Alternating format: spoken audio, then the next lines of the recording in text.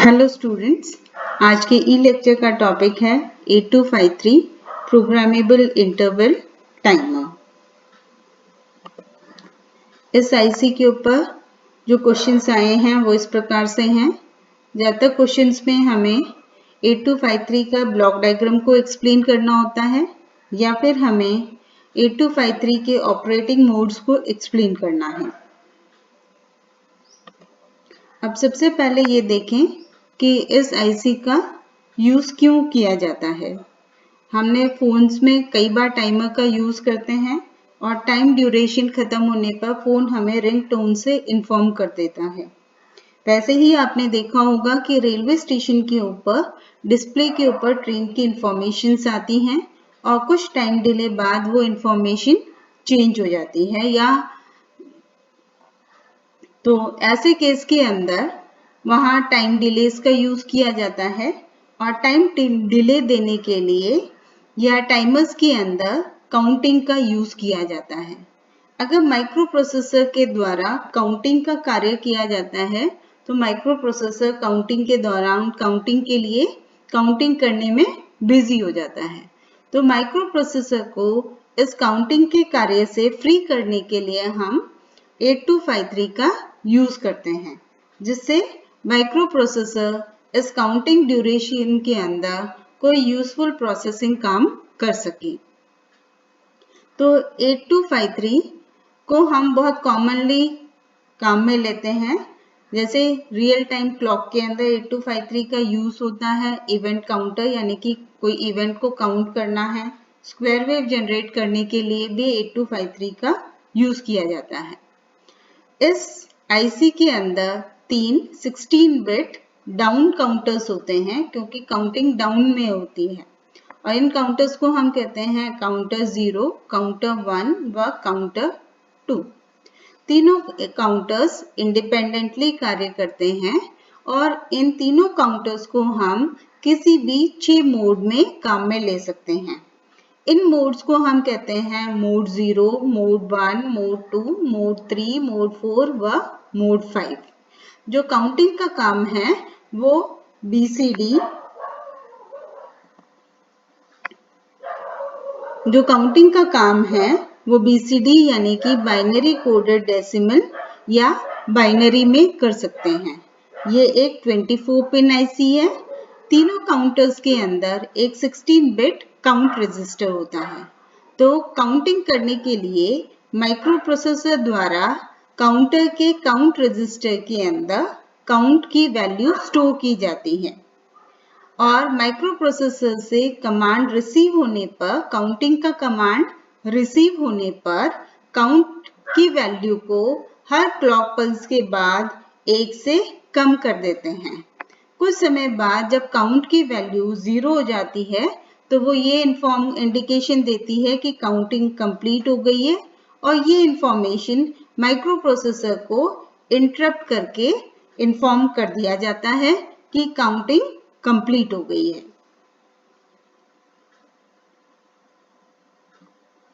तो इसके important features हैं कि इसमें 3 इंडिपेंडेंट 16 बिट डाउन काउंटर्स होते हैं।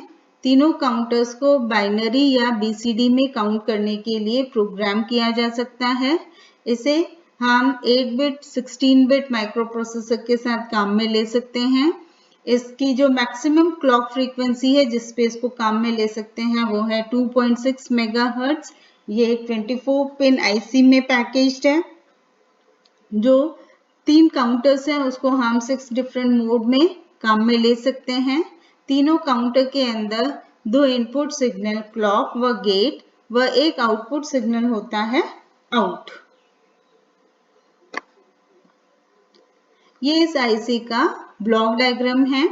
ब्लॉक डायग्राम के अंदर आप ध्यान से देखो कि 3 काउंटर्स हैं।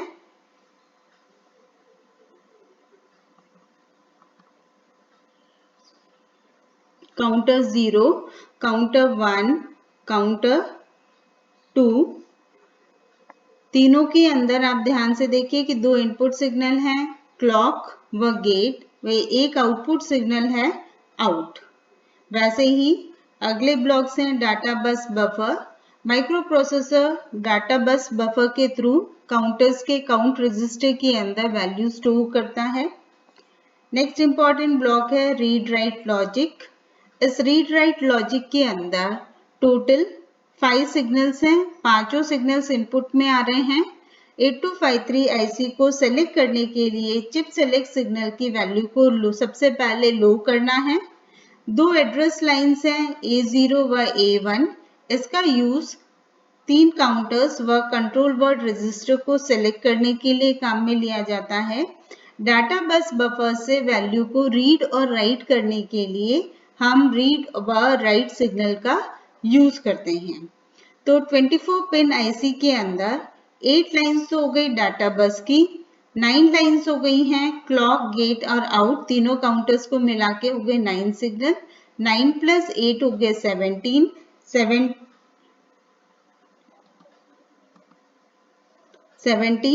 + 5 ये सिग्नल्स हैं कंट्रोल। 9 + 8 हो गए 17, 17 + 5 हो गए 22 प्लस 2 सिग्नल्स हो गए पावर सप्लाई के जो कि है VCC और ग्राउंड। तो टोटल यहाँ पे ये 24 सिग्नल्स हो गए हैं। तो ये इसका पिन डायग्राम है। यहाँ पे ये सिग्नल्स हैं डाटा बस के लिए। ये हो गए काउंटर 0 के सिग्नल्स, ग्राउंड, फिर काउंटर 1 के सिग्नल्स, काउंटर 2 के signals, address lines, chip select, read write और VCC। तो टोटल हो गए 24 pin IC.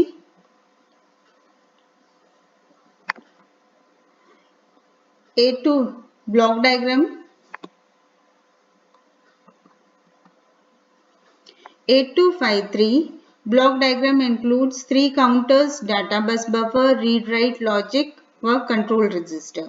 data bus buffer इसके अंदर 8 बिट बायडायरेक्शनल बफर है जो माइक्रो प्रोसेसर की डाटा बस के साथ कनेक्टेड है। इस बफर का use micro processor control register के अंदर बाइट्स को स्टोर करने के लिए यूज करते हैं। रीड राइट लॉजिक के अंदर 5 सिग्नल्स हैं रीड राइट चिप सेलेक्ट व 2 एड्रेस लाइंस A0 व A1। आईसी को सेलेक्ट करने के लिए सबसे पहले चिप सेलेक्ट आईसी को सेलेक्ट या एनेबल करने के लिए सबसे पहले चिप सेलेक्ट लाइन की वैल्यू को लो करना है। A0 A1 काउंटर्स व कंट्रोल रजिस्टर को सेलेक्ट करने के लिए यूज किया जाता है। अगर हम पेरिफेरल इनपुट आउटपुट मोड में माइक्रो प्रोसेसर काम कर रहा है तो रीड राइट सिग्नल को इनपुट आउटपुट रीड व इनपुट आउटपुट राइट सिग्नल के साथ कनेक्ट किया जाता है। और अगर peripheral memory mapped input output में काम ले रहे हैं तो रीड राइट सिग्नल को मेमोरी रीड व मेमोरी राइट सिग्नल के साथ कनेक्ट किया जाता है। यहाँ देखिए कि address lines A1 A0 00 counter 0 को सेलेक्ट करता है, 01 काउंटर 1 को सेलेक्ट करता है, 10 काउंटर 2 को सेलेक्ट करता है, 11 कंट्रोल वर्ड रजिस्टर को सेलेक्ट करता है। 8085 माइक्रो प्रोसेसर की जो रिमेनिंग एड्रेस लाइंस हैं A15 से लेके A2 को डिकोड कर चिप सेलेक्ट के साथ कनेक्ट किया जाता है जिससे 8253 को कोई पर्टिकुलर एड्रेस पर ही काम करता है। काउंटर्स तीनों काउंटर्स के अंदर 2 इनपुट सिग्नल क्लॉक व गेट व एक आउटपुट सिग्नल होता है।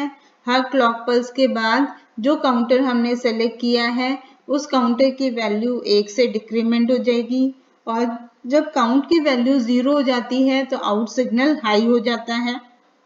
ये आउट सिग्नल हम माइक्रो प्रोसेसर की इंटरप्ट पिन के साथ कनेक्ट करते हैं। तो इंटरप्ट सिग्नल हाई होने पर माइक्रो प्रोसेसर को पता चल जाता है कि काउंटिंग कंप्लीट हो गई है। काउंटिंग को हम कभी भी बीच में रोक सकते हैं क्योंकि काउंटिंग उसी केस में प्रोसीड होती है जब गेट सिग्नल की वैल्यू हाई होती है। तो गेट सिग्नल को जब हम लो कर देते हैं तो काउंटिंग बीच में रुक जाती है।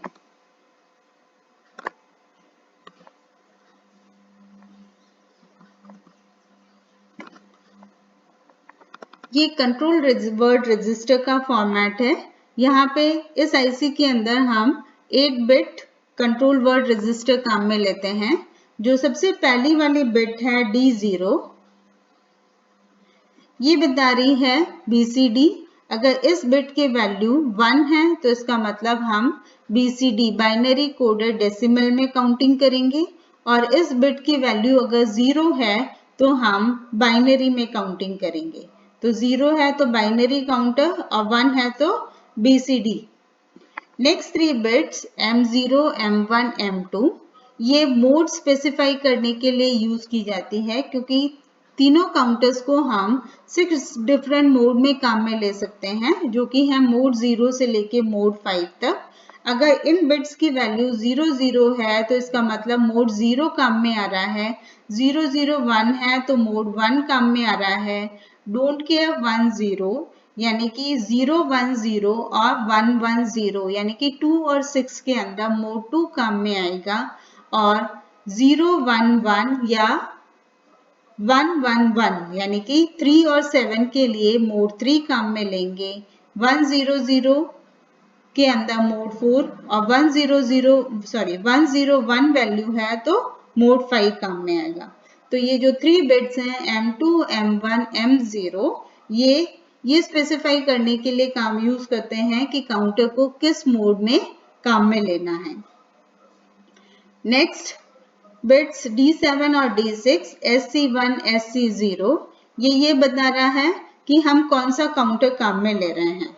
तो 0 0 काउंटर 0 को सेलेक्ट करेगा, 0 1 काउंटर 1 को सेलेक्ट करने के लिए है, 1 0 काउंटर 2 को सेलेक्ट करने के लिए है, और 1 1 हम 8253 में काम में नहीं लेते, ये 8254 में रीड बैक कमांड के लिए यूज किया जाता है।